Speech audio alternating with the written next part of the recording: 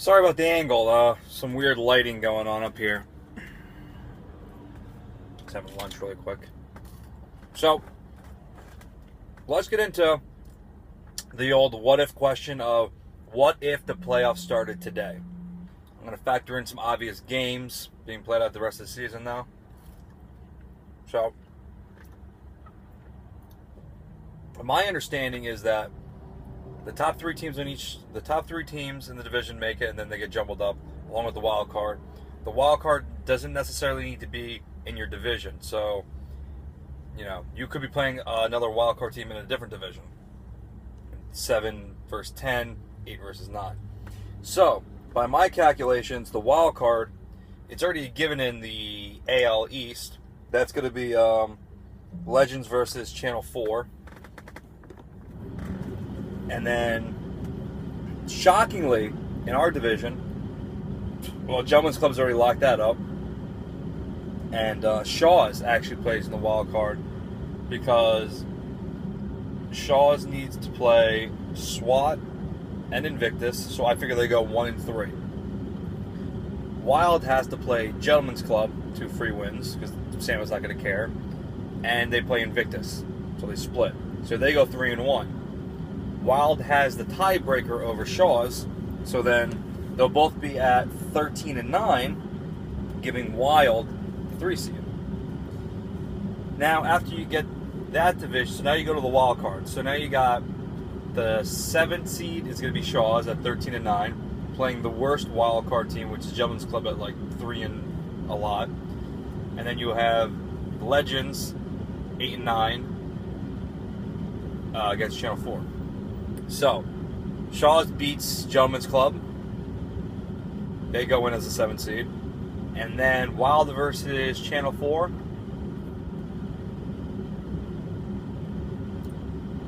Mentzer's on a mission here to prove that his cousin's wrong about him leaving.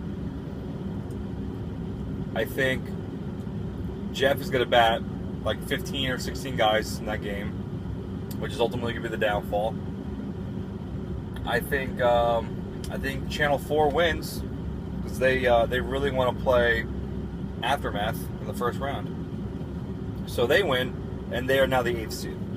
So after you look at tiebreakers and some whatnots, you have Aftermath finishing at a respectable 18-4, first place. Second would be Invictus finishing at 17-5. Now you have SWAT, it's going to finish also at 17-5. And since they don't play each other, there's no head-to-head, so I'm only going by what I see in the run differential. And right now SWAT's at like plus 100, and Invictus is at like plus 170 after they beat up Wolfpack. So that gives Invictus the 2 seed, SWAT the 3 seed. Now, no side has to play Hitmen in the final week. Now, I'm not sure if Warren's going to be back. I would assume they would hold off bringing Warren back just because of the fact that it gives them an extra week to relax. And the Hitmen have already clinched a playoff spot. So really, seeding won't matter too much. So I have no side in the 4, and then Hitmen in the 5, or you can split them if they split in the regular season. It doesn't really matter because they're going to be playing each other.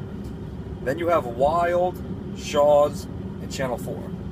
So your 4-5 matchup, your 4-5 matchup is going to be no side versus Hitmen. So basically a rematch of the very last game of the year. So that last game is going to be very important. Then you have SWAT playing Wild. The 3-6 matchup. That's going to be a really, really good game. And then you have Invictus playing Shaw's. That's an awesome game to watch. I mean, these games are just ridiculously awesome. And then you have the storyline, probably the first round matchup that everyone's going to want to watch, is Aftermath playing Channel 4, cousin versus cousin, the old, you should have never left, but you did, and then it's the old, well, you should have done this to make the team better kind of a deal, and now all the cards are dealt. Who's playing, who's not playing, yada, yada, yada. But after a whole season of talking, you get the Aftermath Channel 4 matchup, which I know Rafik and Menser definitely want to play against each other. So, I mean, really, just awesome games all around. I mean, any one of these matchups is, I mean, they're going to be awesome to watch. Hopefully they can spread them out so a lot of people can come watch the games. But, I mean, if it all plays out that way, it's going to look pretty sweet. Oh, you want me to keep going? All right, I'll keep going. That's fine. So, you got Hitmen versus No Side. Hitmen with Warren in the playoffs, they win. Hitmen without Warren in the playoffs, I think it's really close. I'm going to go on a limb here. I'm going to say that I have more friends on Hitmen. I'm going to go with Hitmen. Hitmen going to win at the 4th seed. SWAT versus Wild. I'm going to go with... I think SWAT's a very good... this really depends on where they play, actually. I'm going to go with Wild. Wild wins, and they're the 6th seed. Then you got Invictus versus Shaw's. Shaw's wins.